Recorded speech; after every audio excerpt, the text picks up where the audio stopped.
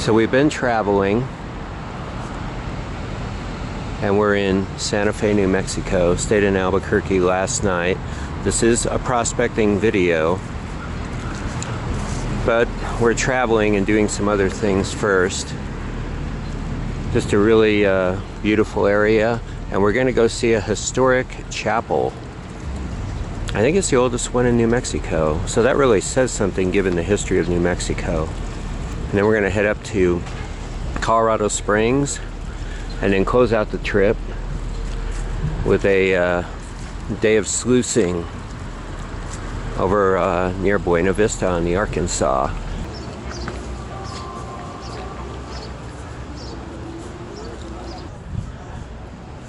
Rosaries and kind of a side view, and this is where we entered, the chapel entrance, so I'm pretty excited.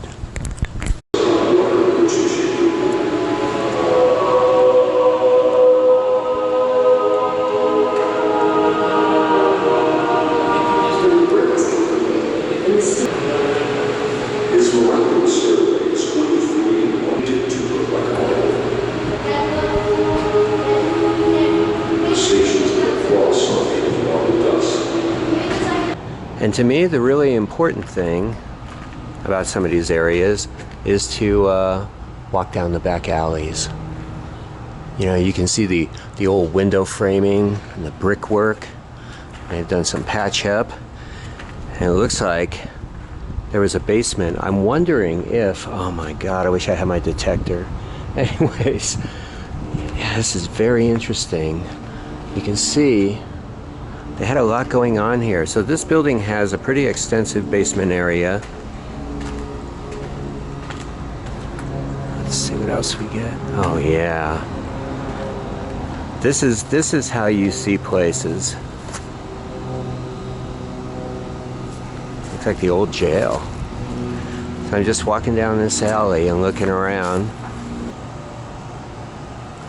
I'll go back out on the main street, but this is what you want to do. You want to just any side streets. Look at that. That is so cool. And this is definitely the original door and door frame. It's really neat. Wow, it's all over the country, especially I think well, everywhere.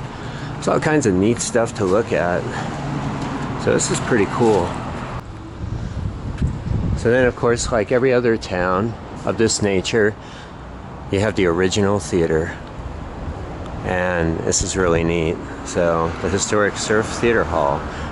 Well, as usual in these small towns, you've got plenty of open lots. I'm just taking a walkway here, and oh, there is definitely a structure here.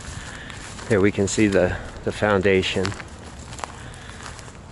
This looks like just the entryway. Yeah, really cool. You've got the stairs from the street.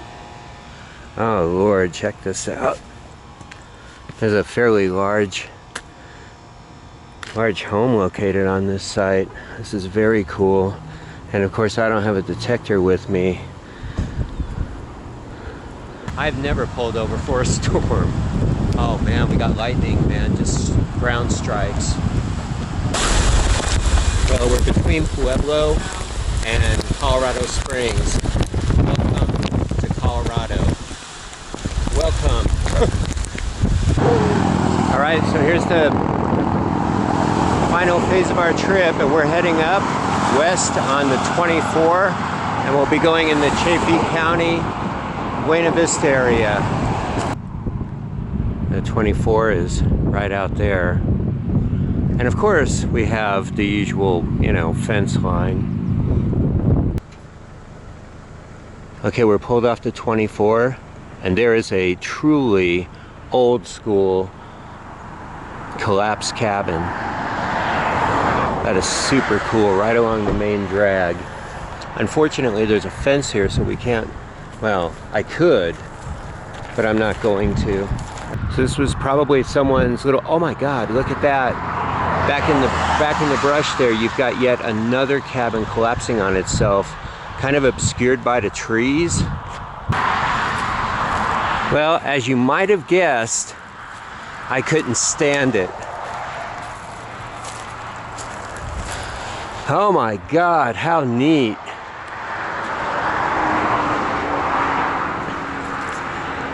It's just an absolute jumble. Here's some of the material here. Just collapsed everywhere. I'm so glad I hopped the fence. I don't like to do it, but there wasn't a private property, no trespassing sign. Watch for nails. There's nails sticking up like this, so we're gonna have to be careful, not step on wood, but we can get a few picks in here. And oh, there's their debris pile. Oh, their garbage. Here's their well. Oh my, that's so cool. The water sure wasn't very deep. Barbed wire all over the ground. Yeah, this was someone's home. This is great. Oh my, wow. Check it out. A little peek inside. Some of the flooring intact. They had the roof insulated as best they could. Here's the adjacent section of the house. You can see how they've filled the spaces between logs. They just packed that. It looks like a clay-like material. There's the basic construction. They had a shingling on the roof. Then they had the base is all rock. They had a porch area. The entryway with the stairs, little porch. This thing looks like it'll probably collapse in the next few years for sure. Okay, so here is the adjacent cabin.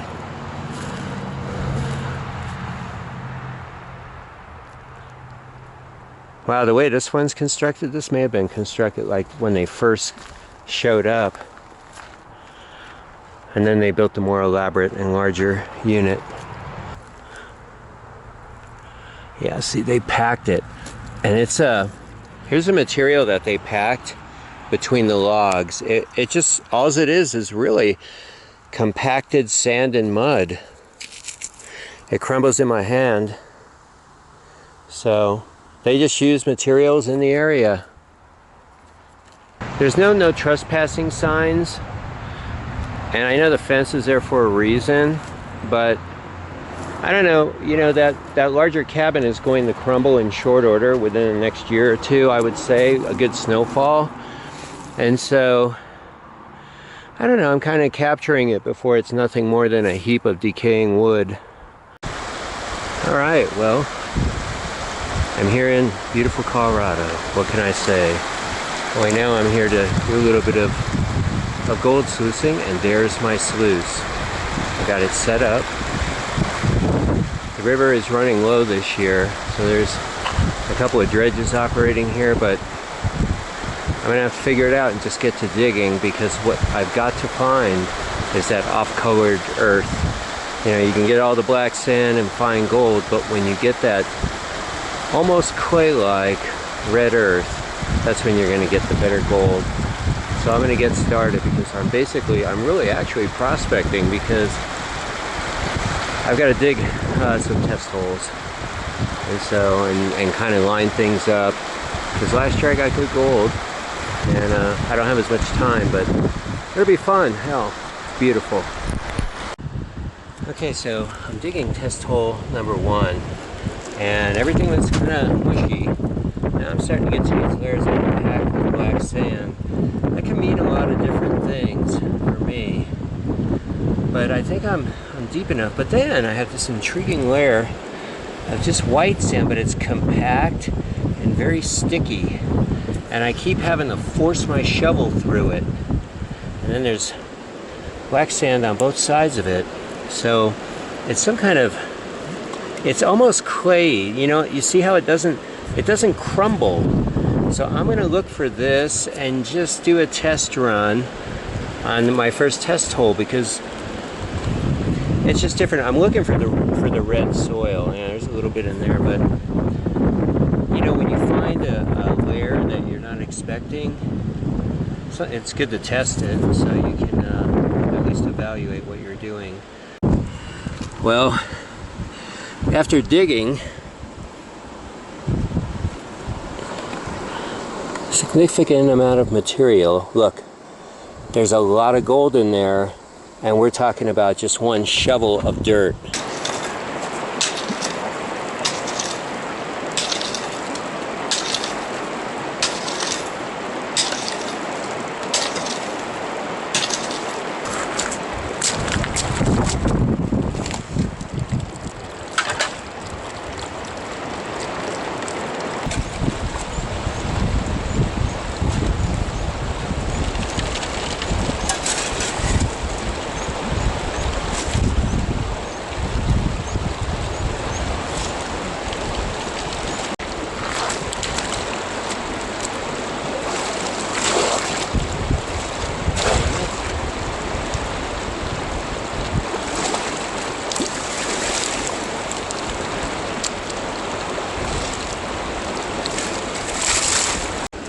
Alright, so I completed a sluice run, and you can see right on top, there's a lot of black sand here, but when the gold is showing on top and all around, this is a really good sign.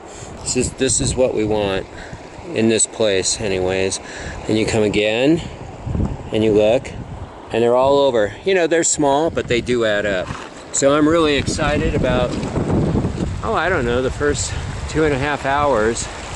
I got on it right away. I didn't find the right kind, the dirt that I really want to find, but this is very nice because it's steady gold. So the job is get as much of this quality black sand as possible, and I should have a pretty decent take.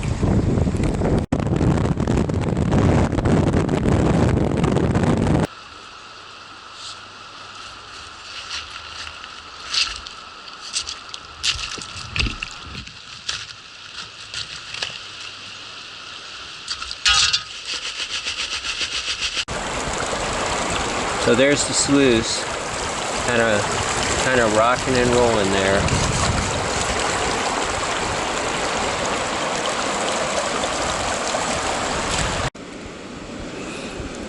Okay, looks like we had another good sluice run. I just started swirling it, and we've got a few pieces in there. You can plainly see them. See, and then more of them showing all across, almost like star formations.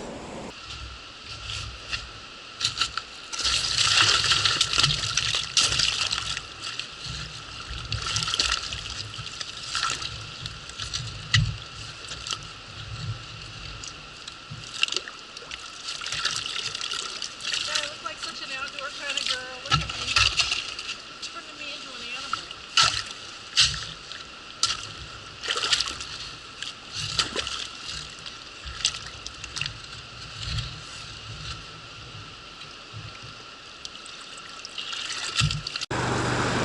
Alright, I just wanted to show the kind of material that I'm pulling.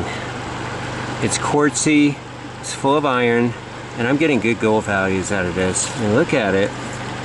There's like this white layer here has turned out to be decomposing granite layer, and so I'm technically on the bedrock, and that's what I want to be. But this is really good looking stuff.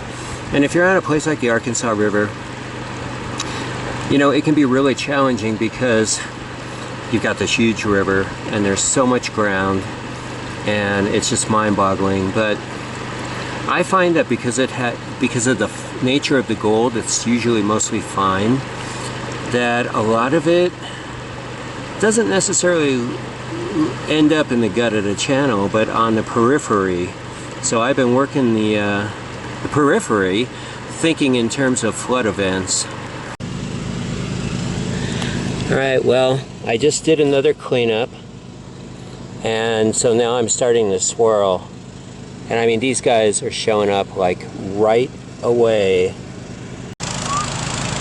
Alright, well, we've got one more bucket to process. I found something very interesting, and This is where I was getting the good gold. So I dug this hole and I was getting okay gold. But then I saw the cut under this rock. I looked at it, and underneath it, there's a decomposing bedrock layer. So that's pretty damn shallow. So I got on that. Every time I went off it or veered from that bedrock layer, it was scant.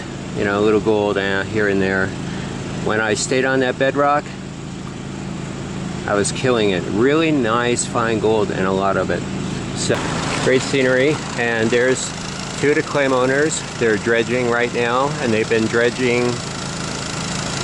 I think, for about 3 weeks, they told me. So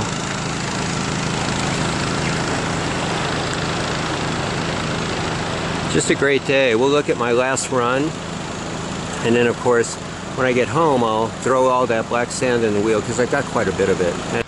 Alright, so we're on the 285. We're heading down from Buena Vista. We just passed through the first elevation drop.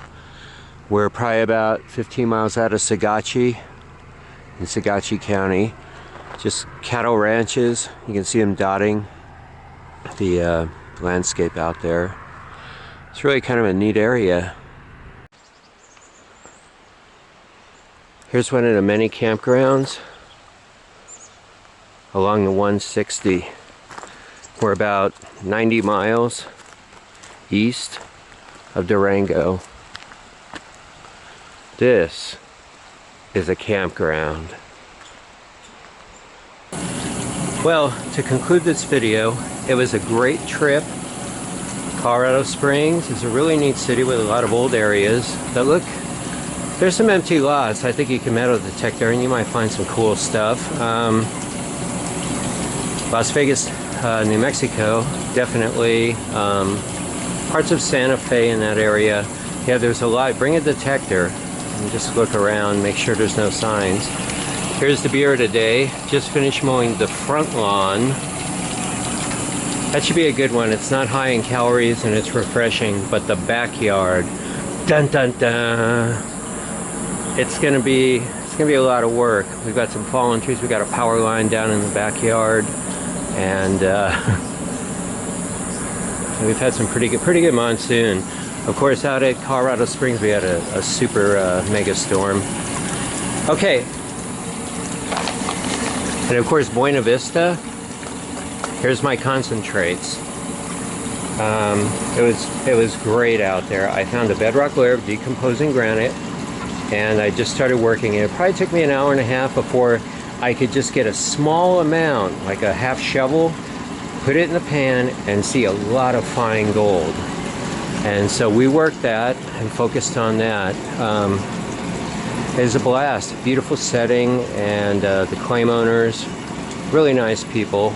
On the way home, we did one of my favorite things. I really like doing this. We went petrified wood hunting. And here it is. Petrified wood. I mean, this is a lunker. So the story behind the big one is we were probably about 5 miles from the petrified forest. And there's all these little rises along the I-40. And you can see that some of them, when there's a lot of runoff and rain, it exposes a lot of rock. So I saw this guy sticking up just the bare edge, and it looked, I thought, that's a piece of wood. And sure as hell it was, because when I pulled it out, I got the rest. It was a really nice piece. I love it. You can see if I clean it up, it's going to have some really beautiful mineral replacement. And of course, the petrified wood comes in all interesting colors and varieties. And of course, that's dependent upon mineral replacement, which replaces the organic matter. Here's another piece. This is really nice. I mean, these are pretty good pieces. Here's the kind that a lot of people find to be, you know, synonymous with petrified wood. A little bit of silicate replacement, but this is beautiful. Look at all the reds and little section of bark material. Now, this petrified wood, with the exception of this piece, which was found off I-40, all the rest of this wood was found between Holbrook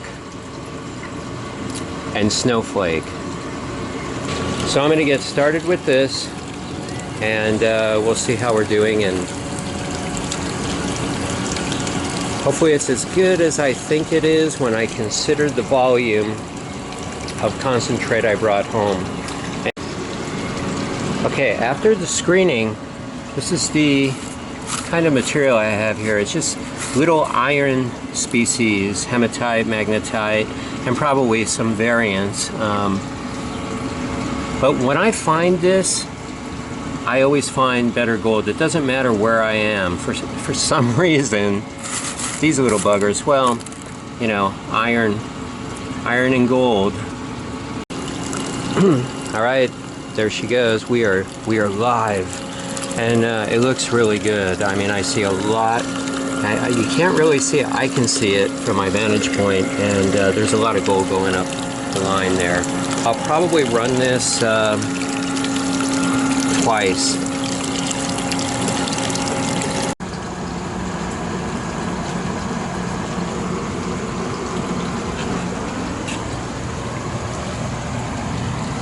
Wow, that's what we've got going so far. And you can see all the little, you know, stragglers. But look at that fine gold, man. It's nice. I like it a lot. I think it's super cool because it's probably super pure because it's been getting ground around in that Arkansas River. Not bad, because technically we worked, let me see. When we got there, we worked 2 hours. And then the last day we really worked, got there at 8, probably about 5 or 6 hours. So we probably worked 8 hours. But then 2 hours of it was sampling and looking around to where we could get, you know, this kind of stuff where we had a lot of finds. Because you're just wasting your time just simply running stuff through the sluice, of course, and most people know that. Okay, well, I'm on a second run right now. There's still a fair amount of gold in here because I can see it. Yeah, you can see it from here. So I'm going to let it run again. But so far we have this much, so it's not bad. It's actually really good. I'm totally into it. This is pretty nice. All right, well, this is it so far. However, my battery went dead. It's a good amount of gold, and there's a lot of stragglers, but I probably have as much as 25% more. So I'll let this dry up, and I'll put it in a little storage bottle, and but then next time what I've done is I just saved the rest of it because I can still see gold in there, and so I probably have to do 3 runs on this. But this is good gold. Yeah, very nice. And there's more to come from it. So in a month or so, a little over a month, I'm going to go up there with my brother. He's a young guy, he's 33, and we're going to get some of this. And I think the 2 of us working like a couple of wild animals, I think we can do pretty well. And we're also going to hit Keshe Creek and probably a couple other areas because we'll have sufficient time. I think we're going to spend a week up there. And a lot of sluicing, which I really enjoy because I don't get the opportunity to do it quite so much. And it's really fun, you know, for a non-mechanized way to get some good gold.